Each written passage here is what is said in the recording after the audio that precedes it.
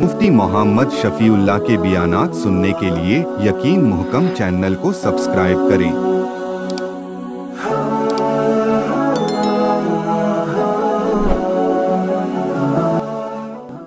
नहमदुहु व नुसल्ली अला रसूलिहिल करीम। अम्मा बअदु फ़अऊज़ु बिल्लाहि मिनश शैतानिर रजीम। बिस्मिल्लाहिर रहमानिर रहीम।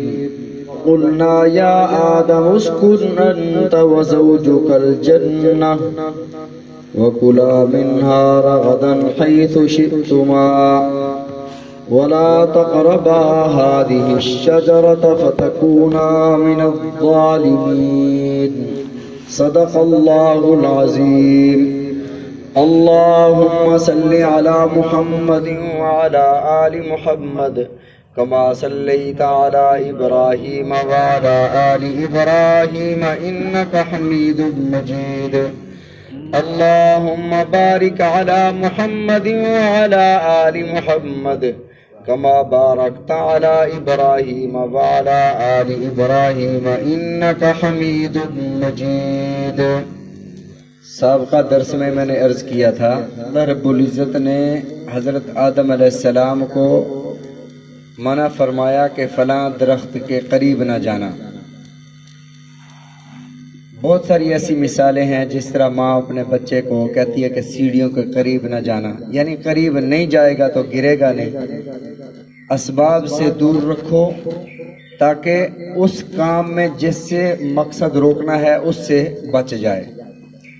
हज़रत आदम अलैहिस्सलाम ने हज़रत हव्वा के कहने पर वो फल खा लिया और ये इज्तिहादी गलती थी, ख़ता इज्तिहादी थी।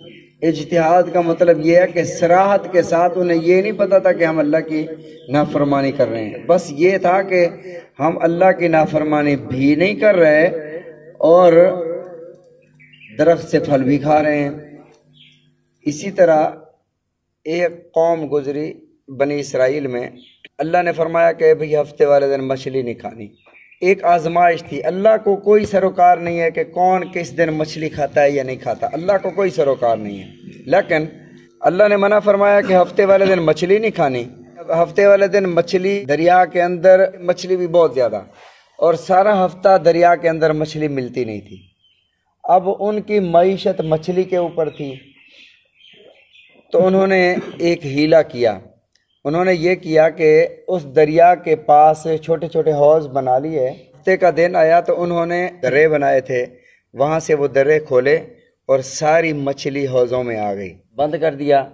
अब ये लोग ये सोच रहे थे कि हमने शिकार नहीं किया, मछली तो अभी पानी में है।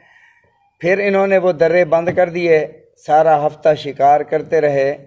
तो अल्लाह रब्बुल इज़्ज़त ने इन्हें सज़ा ये दी, कूनू क़िरदतन ख़ासिईन, जलील बंदर बन जाओ। तो 3 दिन के अंदर अंदर ये लोग बंदर बन गए। ये जो बंदर मौजूदा बंदर हैं, ये वो बंदर नहीं है, क्योंकि जिस कौम को अल्लाह ताला मसख फरमाते हैं वो ज़िंदा नहीं रहती, वो मर जाते हैं। बहरहाल वो सारे मर गए।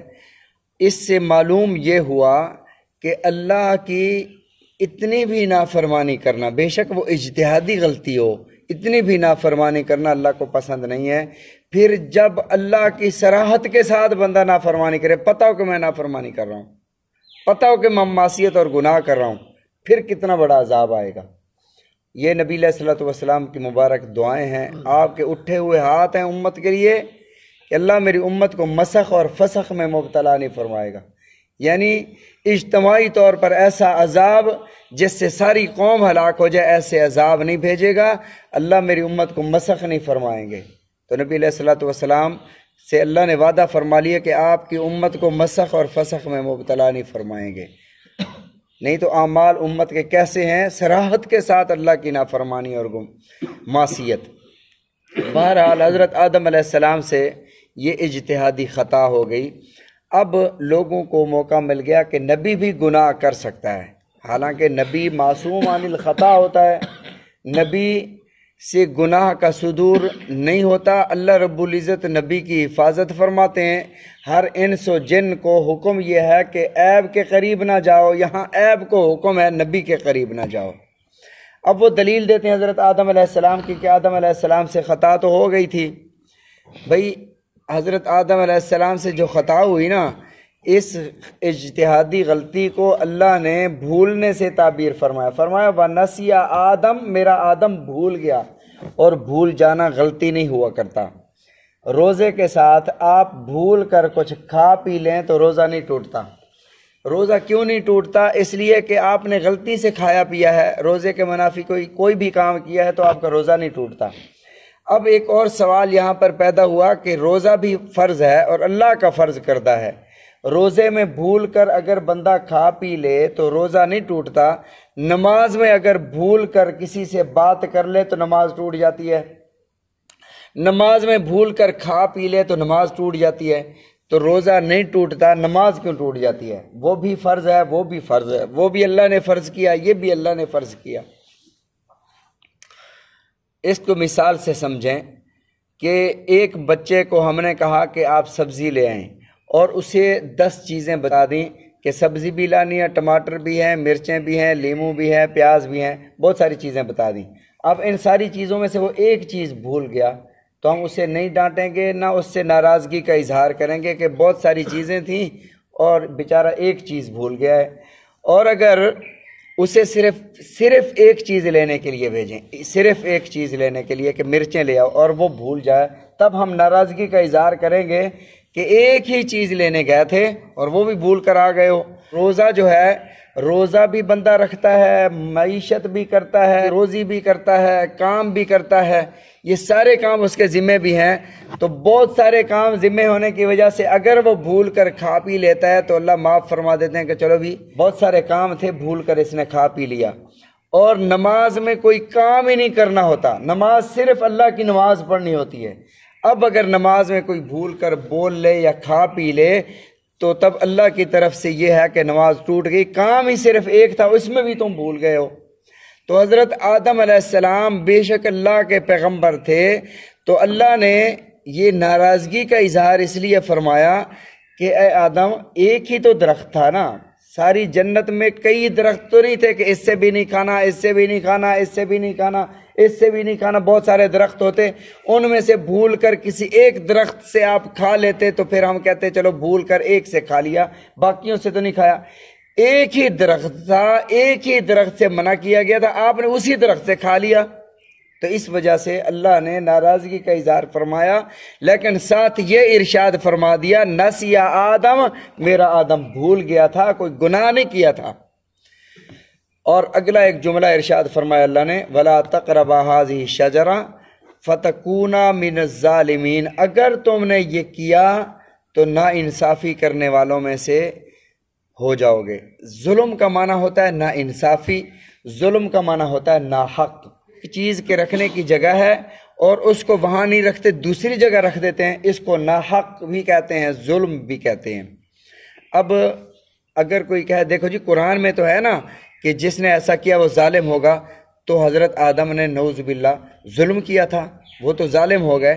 بھئی اگر ایک کوئی بادشاہ ہو اور بادشاہ کے والدین بادشاہ کو ڈانٹیں اور اس بادشاہ کا جمعدار اور بنگی بھی انہی الفاظ سے بادشاہ کو کہنے لگے جن الفاظ سے ان کے والدین نے بادشاہ کو کہا تھا، تو ہم کہیں گے کہ یہ بنگی بادشاہ کی توہین کر رہا ہے.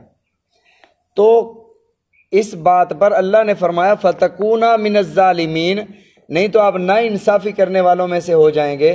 تفسیر ترجمہ پڑھتے ہوئے تلاوت کرتے ہوئے تو ہم یہ الفاظ کہیں گے اور پڑھیں گے، لیکن ایسے ہی کہہ دینا او جی حضرت آدم نے بھی تو گناہ کیا تھا، وہ تو حضرت آدم نے بھی تو نافرمانی کی تھی، ایسے کہہ دینا یہ حضرت آدم علیہ السلام کی بے ادبی ہے، ایک نبی کی بے ادبی ہے.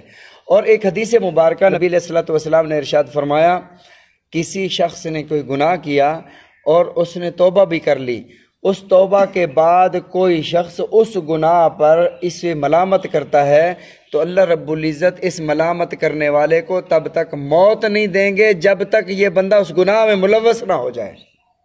اللہ تعالیٰ جب تک اس کو مبتلا نہ کر دیں تب تک اس کو موت نہیں آئے گی. اور ہمیں نہیں پتا کہ عام انسان نے توبہ کر لی ہے یا نہیں کر لی. کوئی بھی کسی کام میں ہم کہتے ہیں فلاں موقع پر تو تھا نا، اب اس نے ہو سکتا ہے کہ توبہ کر لی ہو، اور حضرت آدم علیہ السلام کی توبہ کا تو ذکر اللہ نے قرآن مجید میں فرمایا، اور ساتھ یہ بھی ارشاد فرمایا کہ ان کی توبہ قبول ہو گئی۔ اب یہ بات کرنا جی حضرت آدم نے بھی نافرمانی کی تھی، مثالیں دینا جی انبیاء بھی گناہ کرتے ہیں، یہ کبیرہ گناہ میں سے اور ایمان جانے کا اندیشہ ہے۔ فَأَزَلَّهُمَ الشَّيْطَانُ، اس کے بعد اللہ رب العزت نے ارشاد فرمایا کہ شیطان نے حضرت آدم علیہ السلام کو پھسلایا، بہکایا۔ دوسری جگہ ہے فَوَسْوَسَ إِلَيْهِ الشَّيْطَانُ، کہ شیطان نے وسوسہ ڈالا۔ انشاءاللہ اگلے درس میں بتائیں گے کہ وسوسہ کسے کہتے ہیں، اور شیطان نے جنت میں جا کر جنت میں کافروں کا داخلہ منع ہے تو شیطان نے وسوسہ کیسے ڈالا تھا۔ اور یہ پھر اللہ رب العزت نے شیطان کو بھی حضرت آدم اور حضرت حوا کو بھی زمین پر اتار دیا، تو یہ کہاں کہاں اترے تھے، اور کئی اسرائیلی روایات جو جھوٹ کا ڈھیر ہیں، انشاءاللہ اس کی بھی کل تفصیل کریں گے۔ اللہ تعالی ہم سب کو سمجھنے کی توفیق عطا فرمائیں۔